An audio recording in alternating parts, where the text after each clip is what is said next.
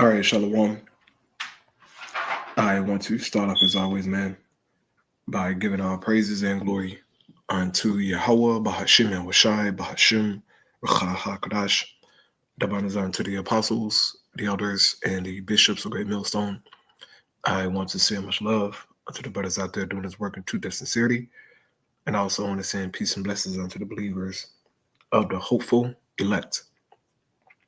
And in this morning's lesson, I wanted to do a response video onto this video here that was put up by the New Culture Forum. And as you can see, the title of the video reads, Civil War is Coming, Britain and America's Violent Future. Professor David Beats, King's College, London. Now, normally, I do my early morning goodness, and Lord willing, I will do that when I get to work in about an hour or so, or maybe around like 9 o'clock, 10 o'clock, who knows. But I wanted to do this video here in particular, man, because I watched this yesterday at work, and this guy was making some good points, concerning the coming Civil War and how things are going to go left for the beast, all right, the beast system as a whole. And that's foretold in the Holy Scriptures.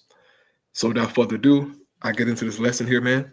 And Lord willing is edifying, all right? It shouldn't be too long, but I just wanted to highlight a few points here, all right? So make sure my volume is good. Okay, here we go. Hello and welcome to the show. I'm Peter Whittle.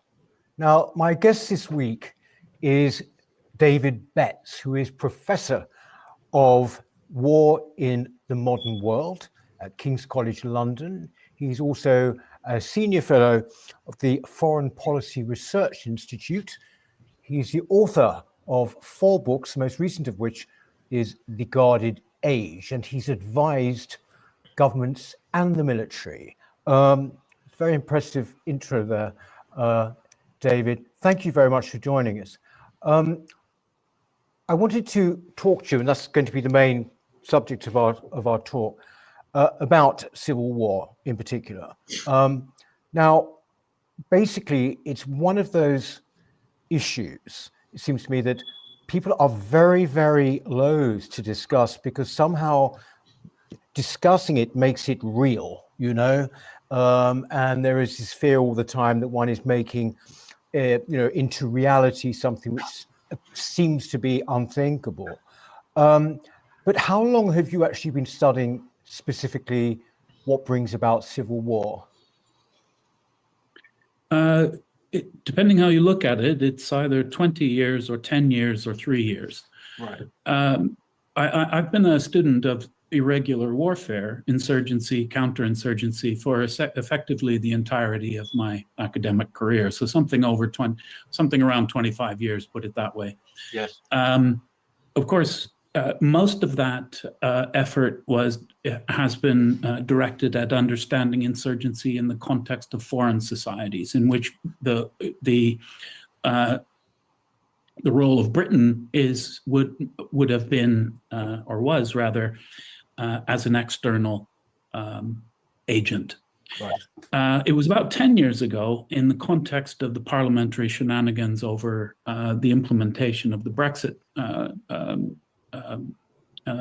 referendum, that I began to think that there was something actually very critically ill about our own society, and to observe specifically that what those machinations on the part of the British elite at that time represented was effectively elite overreach, which is a term often used in discussion of domestic turmoil in foreign societies, a situation in which elites essentially have exceeded the boundaries of their own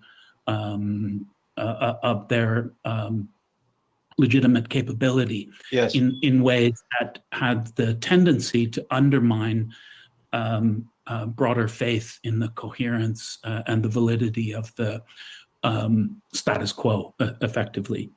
And so I began to look more and more at the domestic scene at around that period. I then began to write much more deliberately. This was sort of, I suppose, initially a kind of apprehension that there was something important going on here, but it wasn't until relatively recently, about 3 or 4 years ago, I began to write about this systematically and to publish on the issue of civil war, and specifically in Western countries, for reasons that I'm happy to elaborate on further. But suffice to say, that was something which came relatively recently, and probably the publication which caught the most interest was one called "Civil War Comes to the West," which I published in Military Strategy. That was a couple of years ago, was it 2023? A couple of years. Yes. Yes, a couple of years ago. So basically, it begs the question, going at the deep end here, if you like, David, what do you see as the possibility of being some form of civil war, civil convulsion happening in Britain?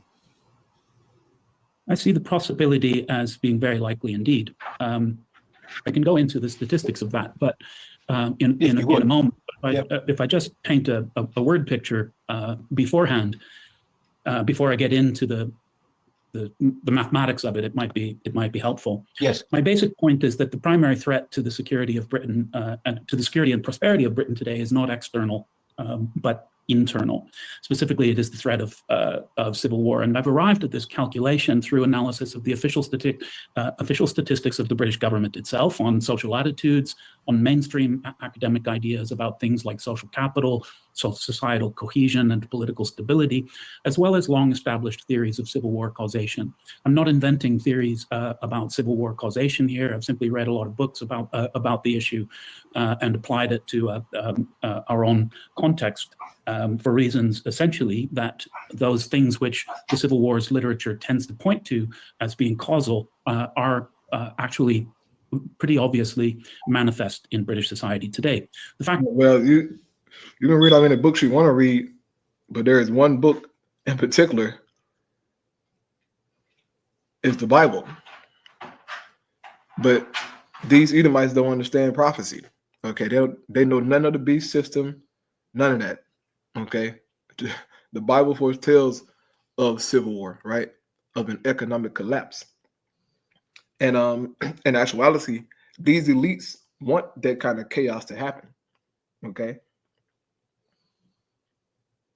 because they want to capitalize off it. All hell breaking loose, so that they can try to restore order and really implement this NWO. All right, so we know it's coming. Okay, there's no doubt about it. But this guy been studying it, so he's just going from his point of view of civil war and how they come about. The fact of the matter that the country is explosively societally configured. David Cameron identified the main problem 10 years ago. Whatever his motives for doing so might be debated, but he very clearly came out and said that multiculturalism was draining the nation's social capital. It was feeding factionalism and polarization, as well as destroying our national sense of a common pre-political loyalty. And this, in line with what subsequently has come along, the triumph of identity politics, has produced a very profoundly volatile situation. Nativist sentiments are increasingly manifested in a narrative of downgrading that is one of the most powerful causes of civil conflict, according to effectively all of the extant literature. Hello, please excuse this brief interruption, but I'd be really grateful. Downgraded. Yes, effectively, that is exactly right. If you want to have a picture of what indigenous population might be, you might just assume it to be that part of the population which is excluded from special dispensation under the recently announced sentencing guidelines. Yes. Right. It's not. So I'm not being coy here. It's not really mysterious. The government is extremely clear on these divisions, which is why they are now effectively written into government regulation, which is going to come into effect very shortly, apparently. So at any rate, to continue, this coming civil war, which I talked about, I imagine is going to have initially the qualities of a Latin American style dirty war, that is to say, characterized by chronic low-level violence, but it will increasingly take on a strongly rural versus urban dynamic. The primary anti-status quo strategy, to judge from the way these things are discussed amongst anti-status quo communities, will be to collapse the major cities through infrastructural attack, causing cascading crises leading to systemic failure and a period of mass chaos, which they hope to wait out from the relative security of the rural provinces. The plausible effectiveness of this strategy should not be dismissed. It's destructively simple, it's well-reasoned, it's practically relatively straightforward to implement. It's based on established techniques that are well known. It's aimed at targets that are effectively unguarded, and it depends upon the existence of a tenuousness of the urban condition, which urban studies community, people in urban studies have been talking about for 50 years. Right. So that's the point that I really wanted in the whole video. All right, about him mentioning the chaos, and he said a Latin America style type low crime that will grow up to something else. Man, look, look, bro. We don't know exactly how this thing gonna play out, but we do know, according to prophecy, that things will go left. All right. So I'm gonna get into some precepts here now. Then I'm gonna close out, man. First scripture is the book of Mark, right? This is Mark chapter 3, NLT Bible. Starting at verse 23, it says, Yahushua called them over and responded with an illustration. How can Satan cast out Satan, he asks. A kingdom divided by civil war will collapse. Similarly, a family splintered by feuding will fall apart.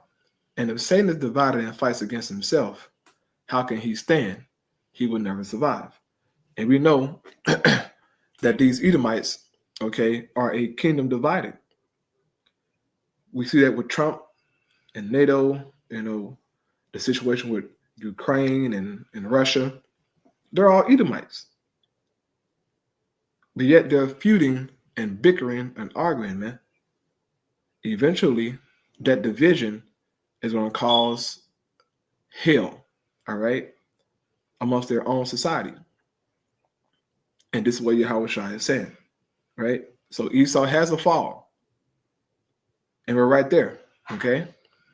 Next scripture, Isaiah 19, starting at verse 1 here, it says, this is a message about Egypt. The Lord Yahweh is coming to Egypt, riding swiftly on a cloud, which is a chariot, right? A so-called UFO or a UAP. The Egyptian idols tremble before him, and the people of Egypt lose their courage. The Lord Yahweh says, I will stir up civil war in Egypt and turn brother against brother and neighbor against neighbor. Rival cities will fight each other, and rival kings will struggle for power. So this Egypt here is referring to Babylon the Great, right? The spiritual Egypt. This is where the Lord is going to stir up that civil war, man. All right, he's going to cause great political turmoil and get these people riled up to where they're going to just take, action, or I should say, take things into their own hands, as it speaks about here in 2 Corinthians chapter 15. And I get to the point of that, and I'll close out. So starting here, 2 Corinthians 15, verse 14, it says, the world and the people in it are doomed. The war that will bring their destruction is very near. Nations will arm themselves and fight against other nations. There will be great political turmoil, right? And with great political turmoil, that comes with a civil war energy, okay? These people are crazy, man. The left versus the right. It's going to cause them to riot pretty much, right? It says, with one group trying to overpower another and gain control while ignoring the legitimate government. So it's going to get to a point to where these people are going to say, excuse me, to hell with the established government, or or would it be Trump or whoever, and they're going to take power and action to their own hand and start forming their own little groups and trying to gain power. So there's hell breaking loose in the world, right? It says there will no longer be free access to the cities. Why is that? Because Esau, once all this hell break loose and people start rioting and murdering each other, unaliving each other, he's gonna have to send forth his military to try and establish some kind of order. So they're gonna shut these cities down to where you can't come in or you can't go out. They'll have checkpoints pretty much, right? This is what the Bible is saying. It says, because the struggle for power will bring destruction, terror, and total confusion wherever people live. That's civil war. That's hell breaking loose, okay? It says, driven by famine and terrible suffering, people will assault their neighbors and mercilessly plunder their possessions. So they're going to start attacking each other, man. And in these terrible, terrible times of tribulation, bro, we're going to need Yahweh Shai to protect us, right, from the hell to come. So I'm going to close out with that, man. I got to go ahead to work. Lord willing, it was edifying. I'll praise Yahweh Shai, Bashim Chakadash. Shalom.